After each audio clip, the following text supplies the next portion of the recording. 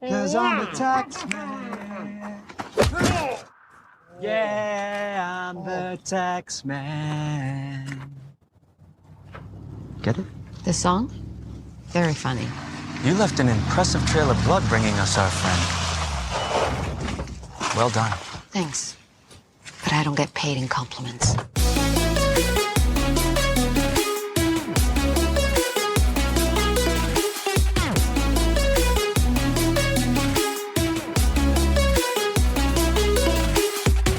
Hey, I'm Derek. And I'm Noah, and you're listening to A Bite of, where we take our current favorite pop culture obsession and enjoy it one nibble at a time. Nibbling on cop culture stuff. Yeah, we're back, taking more bites. Happy May. It's gonna be May. You had to. Yeah, it is May. Yes. That's okay. You had to. You had to get of course. The JT in here. Had to start it off with a little song. Today, we are doing something I think the most different than we've ever done on this show, aside from trying to cover Bridgerton in one episode. That is an unaired Patreon episode, which Noah refuses to ever let see the light of day. It was not great. I'll never know. It was such early on in our podcasting career that it's fine. I don't even know why I brought it up, but now you know. Yeah. So this, from what you have all heard, is probably the most different thing we've ever covered. There are plenty of familiar faces of things that we've covered, but none of them are wearing spandex or capes in any of this. Oh my God. Yeah, not at all. So today, Ghosted. Apple TV's Ghosted. Can't wait to talk about this one. But don't ghost us. And subscribe to this podcast. Follow us, whatever you got to do. Leave some reviews, leave some stars. All of that great stuff. Patreon, we got it. Got bonus stuff for you. You want it? Yeah, I knew it. We've got it. Guys, if you want it. I always have to pause because I see his face and going through the catalog of the music in his head. There's always a moment right before I sing where I go, will this work? Does it make sense? Probably not. No, but you'll do it. Yeah, and then I edit the lyrics on the fly. It's called improv, baby. Yes, and take me to there. But yeah, leave us a review. Yeah, we got tons of great stuff planned. Glad to be back. Give us what this movie is about. Give us on paper what they told us this movie was supposed to be about. I got it. Are you ready for the movie trailer in a couple of sentences written by me? All right. So we meet mild-mannered Cole, who used to wrestle, leads a pastoral life helping his father take care of the family farm. Fresh off a breakup where he was too needy, Cole runs into Sadie at a local farmer's market. After an argument about a begonia plant, he asks her on a date, and the pair share a magical afternoon, night, and following morning together. Sadie doesn't answer any of Cole's texts the next day, so he tracks her down and off he flies to London for what he thinks is a romantic gesture. Unfortunately for Cole, Sadie is a spy for the CIA, and he now finds himself in the middle of her next dangerous mission. Cool. Spoiler alert for this, because we're just gonna, there's no point in doing a spoiler-free review for this. You're either gonna see it or you're not gonna see it. But this episode is all about Ghosted and rom-coms. Yes. So let us officially take a bite of Ghosted. Now, I also want to put this out there. When I knew nothing about this. Yeah, me too. And I thought she was a ghost. No, come on. Something about, like, when you go on Apple TV or like when you turn on your Fire Cube, like the photo that they're showing of this or the scene or whatever, I'm like, oh my gosh, she looks like a ghost. She's like a ghost that saves him from, I don't know, evil people. I was severely disappointed that there were no ghosts at all in this. Yeah, there's not at all. Not one. I think for me, it was more the cast that drew me in. I love Ana de Armas, Chris Evans, Adrian Brody. On paper. Yeah. This sounds great. Heavy hitters. Very heavy hitters. And then you have Dexter Fletcher, who, great director. You have the people that did the Deadpool movies. Yeah. It all sounds like it should be a pretty package. Yeah. But this is where we get into dangerous territory. Rom-coms. Rom-coms, rom-actions, yeah, whatever they are, they can always slip into some tropes. Tropes are fine. I love a trope. Yeah, there's tropes. The reason why they're there is they do tend to pull people in. It's the same thing with books. You know what I mean? It's like, yeah, I love the like enemies to lovers thing. Those are the type of books. This one seemed fine. I was like, oh, is it like a Mr. and Mrs. Smith type thing? Is it like, will they, won't they, damsel in distress? Obviously flipped.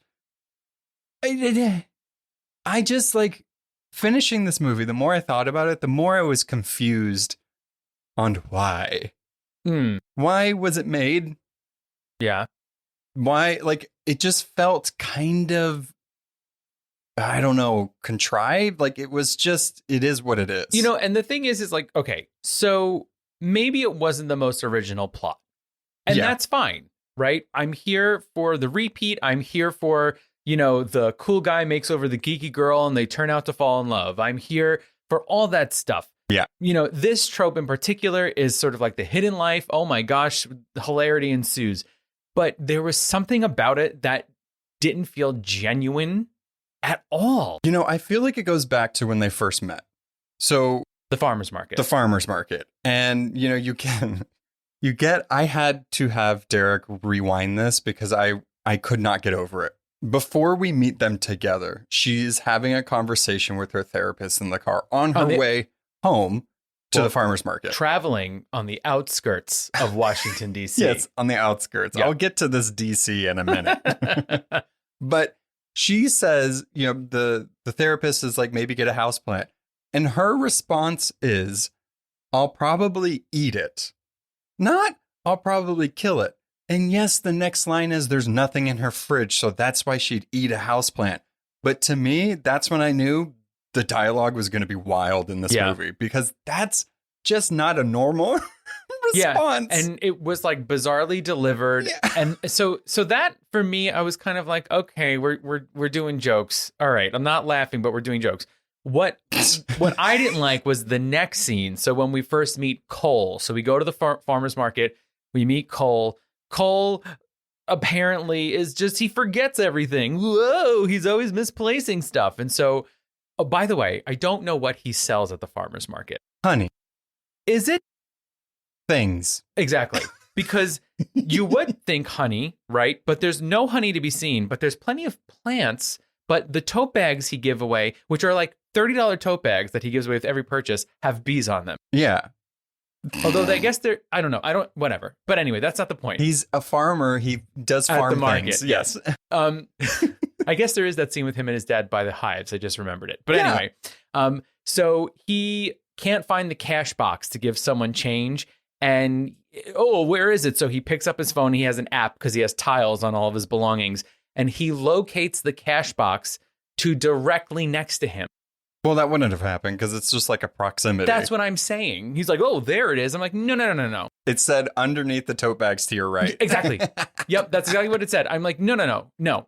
I'm willing to suspend belief, but that just didn't make sense. Yeah. I mean, so their first interaction, though, I felt like just really, it's like that. It just didn't make sense almost. I was like, okay, let's see their chemistry. We saw them in Knives Out. They were great. Both of them on their own great. The point of them in that movie wasn't to be a romantic interest to each other. I thought they would be able to do it. You have Chris Evans, great looking person, Captain Frickin' America. Frickin'. You also have her. I mean, she's going to be Ballerina, the John Wick spinoff. You know, great. Their first interaction seemed cute, and then they're just nasty to each other. Right. And then 5 minutes later, he's like, let's go on a date. And she's like, okay. I'm like, whoa. That wouldn't even happen in the real world. I don't believe it in this fictional world. I'm trying to figure out, was it a lack of chemistry or was the writing just bad? Yes. Both. All of them. I mean, I do. I don't feel like in this movie throughout the whole thing, they really didn't have that chemistry that I was waiting for. And I wonder if it was because it was Chris Evans.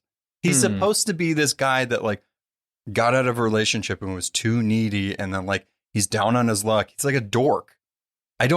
It's Chris Evans. Like I just can't. He's not a dork. Yeah. You know, he's not that type of person.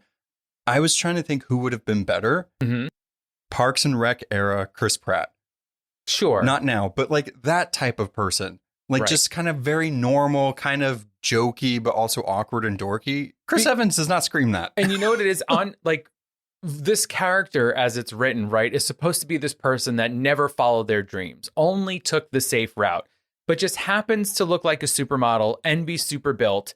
And It's is the like farmer's body. And that's the thing is, but also the thing is like, why is it bad that he's good to his family and is like running a business? Like, I don't understand that. I think usually in that type of thing, I'd be okay with that if like he also wasn't complaining about it.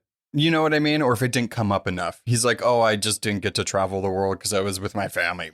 Well, here's the Like, tea, wait. though. Here's the tea. He's actually never complaining about it. Everyone around him is complaining about it. His god-awful sister, like... You know what? I'm going to say it right now. I liked her because she was the only voice of reason in this movie. No. Okay, fine. But the one-noteness of it, and I think maybe that's... She had 5 minutes. That's the problem with all of the characters, Yeah. is that they absolutely had no depth to them. Yeah. They were all one note. Yeah. It's like needy boyfriend, cold CIA spy, annoying sister, Amy Sedaris. You know what I mean? Like, those She can are the do no roles, wrong. right? But those are the roles. I mean, it was far enough away from Pelimoto that I felt good about it. She had eyebrows Yeah. in this one. You know, so the catalyst of the movie, they have an all-night date, which, I mean, is a lot. Rocky-oki. Stop. Rocky-oki. I was trying to get past it. Rocky-oki. They go do karaoke and she calls it Rocky-oki. Mama, because there's a live rock band there that she sings with. Now, the point of this Rocky-oki scene, I don't know what it is because She's cool. She sings the final line of a song and they're like, uh-oh, it's your turn. Next scene. Yeah. He never gets on the stage. Yeah, he can't. What? He's a farmer. He's just a dorky old farmer that doesn't want. He's shy. He's so shy. Yeah. We'll never know if he went up on stage. But one of my grievances with this is the outskirts / inside DC / I don't know where they're at. Granted, DC is the DMV. You have DC, you have Maryland, you have Virginia. It can look different. Mm-hmm. I just have never seen some of those places that they were at. And I lived in Maryland, Virginia, and DC in the DMV area. I call lies. The part that we don't see is that because it took the afternoon, night, and morning because they were driving hours. Yeah. Hours They went all outside the of way DC. to California. Yeah, exactly. Where it was shot. It was a cross-country trip. Yeah. I mean, so the catalyst of this movie is great time. She's a spy. We know she's a spy. She's an art curator. Not really. In quotes. Great time. She leaves, doesn't hear from him. He has, because this is an Apple movie, there's so much Apple product placement.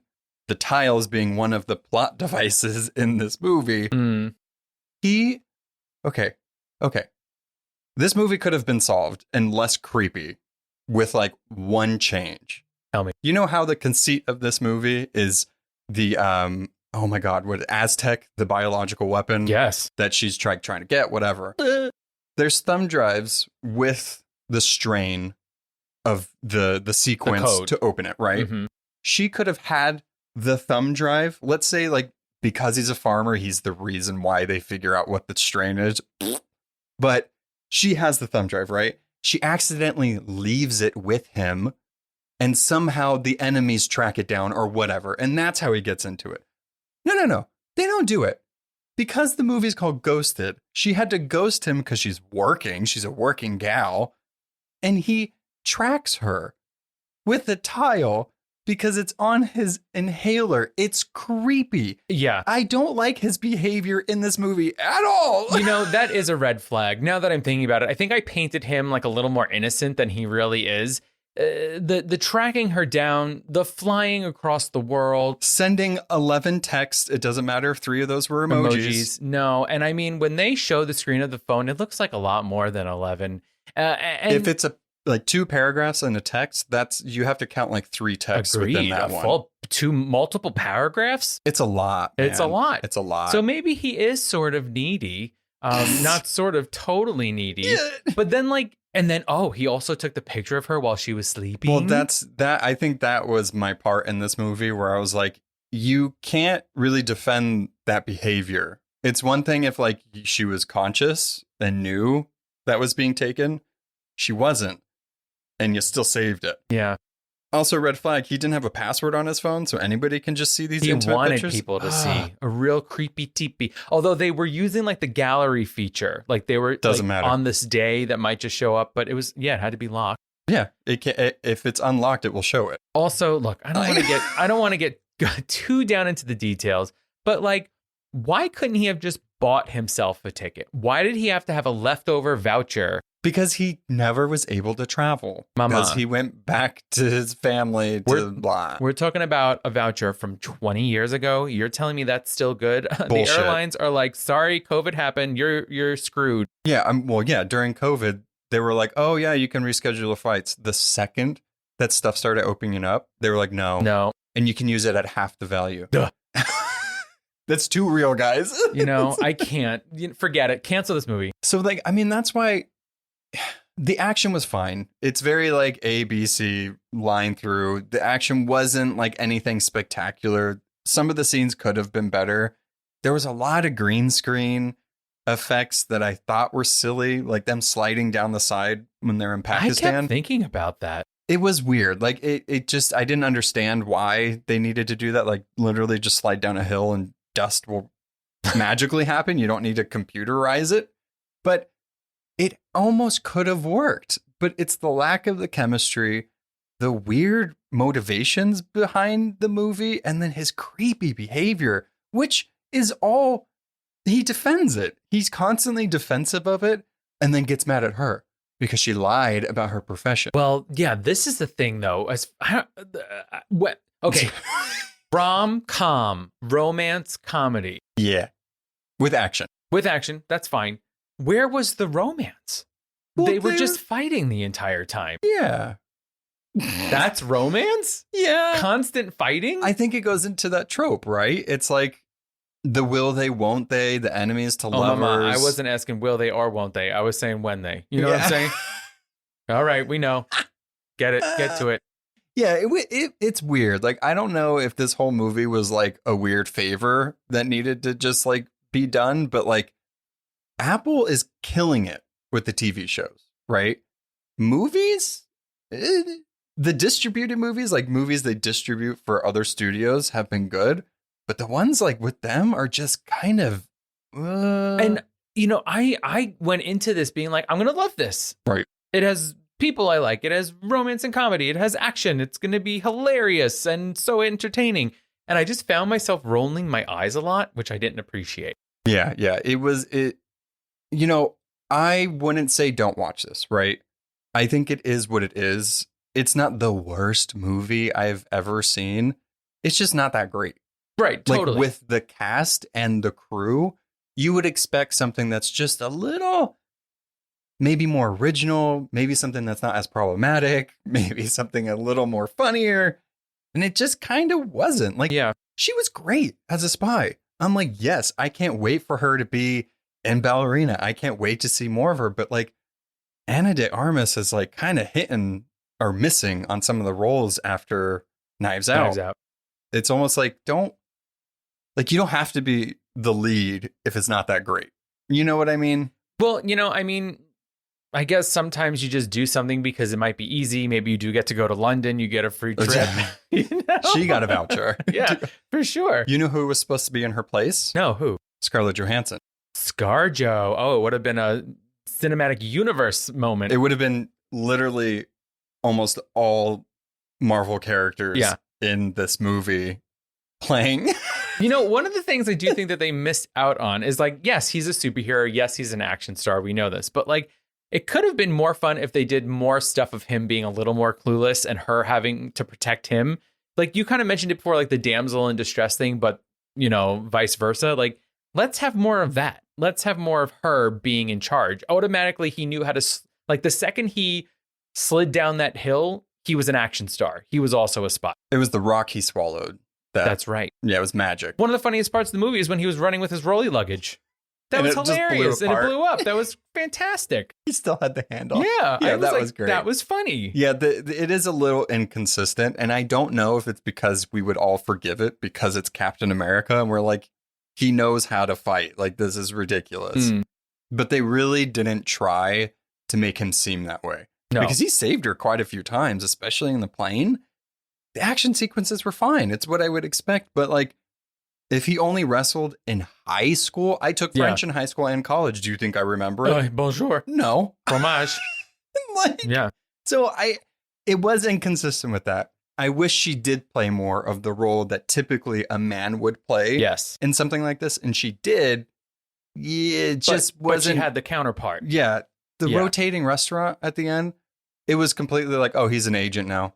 Like he knows how to do everything. Yeah. He knows how to unload and load a gun, knows how to shoot every single gun. And, Yeah. And something else that this movie does, because that rotating restaurant, in case you didn't know, if there are 5 people in a room with you, those 5 people are bounty hunters. No matter where you are in the world, Pakistan or in some rotating restaurant in DC. The wait staff included.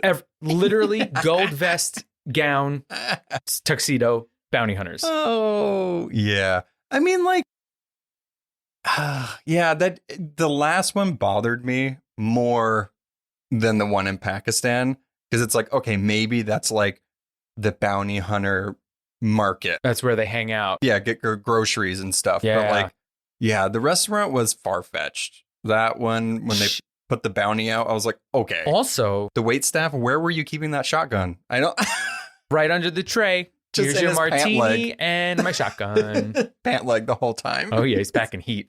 Wowzers. Oh man, it's fine. This movie's fine. I mean, what a movie for us to come back to. Right? You know what? I like it though. It's light. It's airy. It's ridiculous. It's like, let's just breathe for a second and talk about this, train wreck. Yeah, and like I feel one of our missions on this podcast and kind of what we wanted to do is be a little more optimistic with the things.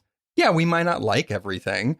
Everybody's that way, but like, I would never tell you not to watch this. You know what I mean? In fact, I think you should. I do. If you're listening to this and haven't watched it, just go watch it. Yeah. It's almost 2 hours long, which I think is ridiculous. Great. But it will you can have it on in the background while you like fix your Notion notes and stuff like that. Or do the laundry. It is what it is. Yeah. It's not terrible. Yeah, and I agree. It's brain candy in its like most saccharine form. I mean, like we said, look, there's farms, there's farmers markets. Amy Sedaris. There's Amy Sedaris. There's an angry little sister. London, Pakistan, Island. Outskirts of DC. Revolving restaurant that goes haywire. And a bus chase scene. Oh, and bugs. That hornet. It's fine. I don't understand it, but I almost feel like they were trying to do some like James Bond, like weird villain where they have like that shtick. And I was like, where did the bugs go? Like, I needed more bugs. If we're going to do a whole thing with bugs, bring back the bugs. Yeah. The only person I felt like in this movie that was actually trying was Adrian Brody. He was French. And he's a phenomenal actor. And I was just like, he's the only one trying, guys. Everybody else was just phoning it in, learning their lines the night before. Speaking of phoning it. Are we doing a hotline? No. Oh. They obviously did. Because Chris Evans called all his Avengers co-stars. Oh, sure. And just had all of them cameo. That was my favorite part of this movie. And also my least favorite part. What?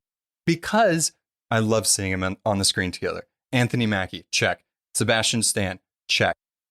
We even had John Cho come in. John Cho. We also had Ryan Reynolds at the end, which was over the top. What was? Bullet Train. Bullet Train. Oh. I get it. Like, but like, it was just kind of at the point where I was like, okay, that's a lot of people.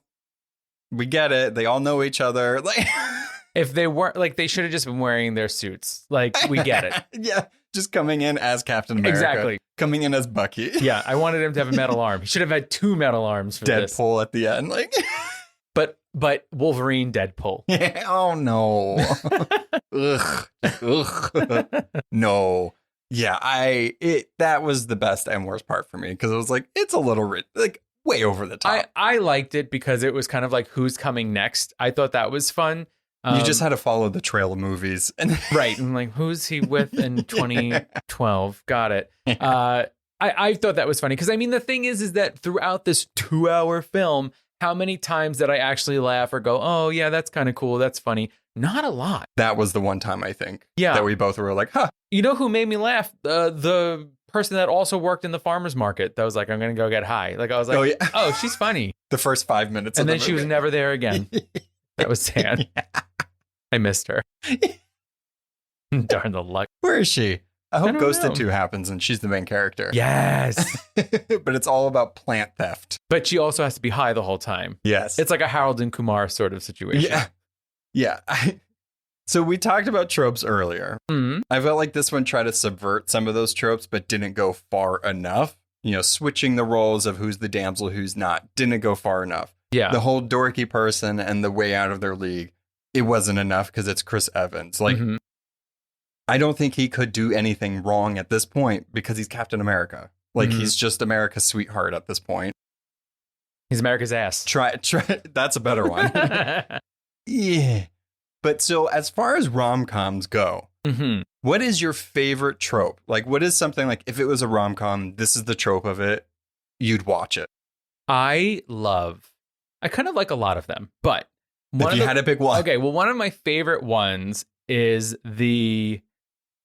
it's usually the female lead Mm. is like a little geeky, but only if she believed in herself a little more could she find the man of her dreams. So the makeover. Sort of like It's like the makeover trope where it's like, as if they just kind of like cared about themselves a little Yeah. more or put themselves out there. it like in like Batman Returns when Selena Kyle falls out of the window. No, I'm kidding. And dies. Yeah, and then the cats help her back to life. They paint her nails. Meow. I mean, sex. Leather. She killed it. Oh my God, no. Yeah. Michelle Pfeiffer, come on. Anyway. That's an extreme example of Yes, this. no, though. I'm talking more about like My Big Fat Greek Wedding.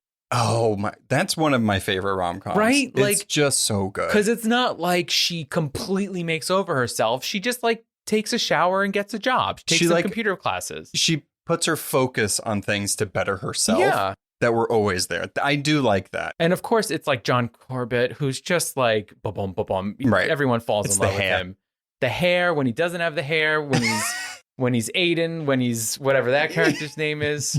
I'm convinced that's why My Big Fat Greek Wedding sitcom failed, is because John Corbett didn't do it. Probably. Yeah. Chemistry wasn't there. No. No. Chemistry. What about you? Oh man, this one is hard because I always feel like, oh, is it this one? Oh, is it this one? But I really like the enemies to lover Mhm. type thing, but more best friends to lovers. I Okay. like the ones that are unassuming, but like you kind of want them to get together. Yeah. I would say best friends to lovers. He was there probably. all along. Yeah, because there's something there that's just a little more special. It's like, yeah, obviously you guys should have been together. It just took you a little bit to find out. Well, it's like 13 going on 30. She had to Mhm. travel to the future to Mhm. realize that her best friend was really the one she was meant to be with. That It was movie's- Mark Ruffalo. That movie's good. It's delightful. That movie's good. Razzles, the Thriller Dance, editor-in-chief of magazines. Yeah. Nostalgia. The 80s. Absolutely. But in the inverse, I Uh-huh. got to ask, which one do you not like? Like, what does not sell you? Because I think most of these tropes, like, these are what keeps people interested. Like, you know what to expect. But what are the ones that just don't really sell you? Okay, it's not that it doesn't sell me. I just hate this part of the movie. The part of the movie when something happens. And like, like the dramatic twist. it was like going so well. And then, I don't know, he hates dogs, or, you know what I mean? It's like, rude. Or what is it? Oh, like 27 Dresses, right? We're so excited for Katherine Heigl and James Marsden to fall in love. But then she finds out that he's doing the piece on her. Oh no. And then it all falls apart. I don't like those either. Yeah. It's very like, ooh. And it's also the thing of like, okay, but we know they're going to get together in the end. So why? Why do we now have to have this 20 minutes of them being miserable? If only he would have done this, I shouldn't have eaten the ice cream, things. One that I really don't like, because I don't feel like it's like I want to escape from like normal like relationship stuff. You know what I mean? But like the whole like, oh, it's okay to cheat as long as they're the one. Oh, yeah. Type of thing. I just can't, like, it's not, it happens in like Love Actually. That's the kind of stuff where I'm like, yeah, but they're a piece of shit. Like, what makes you think he's not going to do it to you a year later? Because he kind of did it to the person he was with for 15 years. Even if that, like, the person he's with is horrible and is like the worst epitome of a character, it's still gross. Yeah. And then the whole like unpopular and popular one, I'm not too big of a fan of either. It's not my favorite. Kind of like the She's All That, like Freddie Prinze Jr., Rachel Lee Cook thing. Yeah.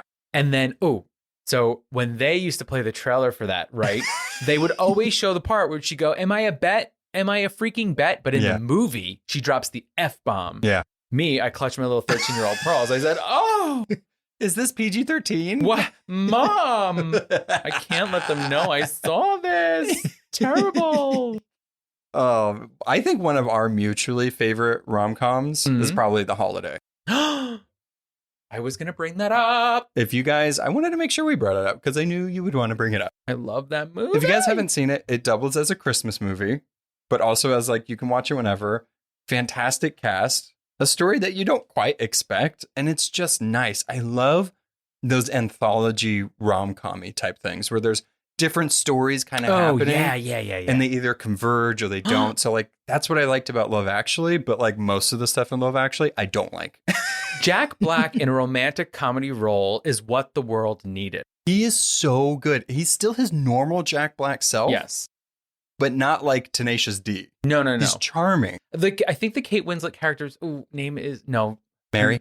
No, her name is Rose in Titanic. Forget it. I take it back. But the Kate Winslet character, I feel like she has more of the meat of the whole movie because she's trying to forget the horrible guy that's getting married in England. She's sort of falling for Jack Black. But then she has Arthur, the next door neighbor, who she's helping to get ready to be honored. It's just like... It's such a good movie. It's really good. My gosh. And then the whole Jude Law twist. Oh my God. Who's he on the phone with? Oh, don't tell anyone. It's so good. Cameron Diaz is in it, which is, I think, one of her last really good roles. Because I don't really like most of the other ones that she's come out with, but it's good. You know, to all the boys I loved before, fantastic. Oh, so Heartstopper, fantastic. And all of those have like some of these tropes in them, but they're just done well. Yeah. And they're like said by a different viewpoint, different representation. That's the kind of stuff that I'm expecting from rom-coms now. Like if I wanted to see a movie like this, I'd just watch Hallmark movies because they're all copy and paste. Oh, sure. Yeah. I also enjoyed The Wedding Singer. That one's good. Oh, so I just think they're so cute in it, and there is a lot of actual comedy in that one. Right. And I don't know, is she necessarily cheating on him? No, I guess she breaks up with him. She does, but she, that's okay because she starts getting feelings for them, and they break it off with the person they're with before they do anything. Yeah, that's fine. Yeah, but I mean, there's plenty of ones that actually go full on into the action. Mr. and Mrs. Smith, they do that. The full comedy. Wedding Singer, Something About Mary, all of those types of things. They go full on into it. But this one, I feel like it didn't go too far in whatever it was trying to do. Yeah. Something just wasn't, because, it's doesn't take no for an answer. Yeah. And that's something we're in 2023. Like 10 Things I Hate About You. Fine. Like it was the time. It's still not okay. But like the whole like forcing it is just, it's kind of icky. I'm wondering if one of the problems is, so I'm thinking of like that movie Date Night, Yeah. right? With Steve Carell and Tina Fey. Mm-hmm. Their relationship already existed. And then the action happened around it, right? It almost feels like we need one of the things to exist already. Right? Yeah, because you can't like establish this love blossoming and then while saving the world. Yeah, because there was a lot of the espionage spy stuff in this movie, more so than like the relationship building type thing. Yeah. And Noah and I have, I believe, spoken before about how we're like slowly making our way through all the old James Bonds. Oh my God. And they're so problematic on so many levels. Yeah. But one of the things is like, with James Bond, it's never forever. Right. That's right? the thing. Because it's not really about the romance. It's about, like, who's the next Bond girl? Where is he going to be at next? What is he going to be in blackface this time or yellow face? Oh my God. No. Yeah, he does do it. Don't bring it up. It's bad. Don't bring it up. But we're making our way through and also cringing through all the moments. We're out of the Sean Connery era. We are now with, I don't know, this other blonde guy. I don't know his name. He's on the moon right now. We're in the middle of Moonraker. Oh my God. Yuck. I mean, that's really all that I can say about this movie. It was fine. There's better ones that you can watch. Yeah, I want you to watch it so that you can tell us what you think of it. And then watch Heartstopper, The Holiday, To All the Boys I Loved Before, all three of those movies. Heartstoppers coming out in just a few months. And To All the Boys I Loved Before is getting a spinoff. XO Kitty. Yeah. I can't wait. I'm telling you, even though they're like YA, they're so lovely. Listen, good writing, good acting. I'm not complaining. Yeah. Good production. Come on. But let us know. Comment below, either in our Discord or wherever you want to. Let us know your favorite trope or your least favorite trope, your favorite rom-com. Just yeah, I want all the rom-com love. I love rom-coms. I feel like we haven't like granted Heartstopper, To All the Boys I Loved Before, but like I feel like they don't do like wide releases of rom-coms anymore. Yeah, I mean it's weird right now, right? A lot of people aren't really going to the movies. Yeah. The writer's strike is happening now, so great. That's very true. But I think if they keep doing movies like Ghosted, they're not doomed. many people. Good thing it was on streaming though. That's true. That's the saving grace. Woof. Yeah, I don't think I would have paid. I think now I don't think I'd go pay and see a rom-com in theaters. Unless for me, if it had someone like if like Kristen Wiig was in a rom-com, then I definitely go see it. That's true. Bridesmaids is a rom-com. Yeah, totally. Officer Rhodes. We did stuff. Baby carrot. Good stuff. You got the ugly carrot. All right. Well, that guy. Let us know all those things that we asked 10 minutes ago. And I want to know what you thought of Ghosted. If you loved it, let me know why. Yeah. I'm really curious. Tell us why. Tell us what we were missing. Is it because we've never been to that specific outskirt of DC? Guys, it wasn't DC. Mama, she was on the mountains. They're lying. They're lying. They're lying. It's fallacies and lies. All right. See you next time. Bye. Thanks for listening to A Bite of. Artwork and editing by our own Noah. Be sure to follow us on Instagram and Twitter at A Bite of Pod and on Facebook at A Bite of. If you have any questions, recommendations, or just want to say hi, you can contact us on abiteofpod.com. Please be sure to subscribe, rate, and review to spread the word. See you next time on A Bite of. Bye.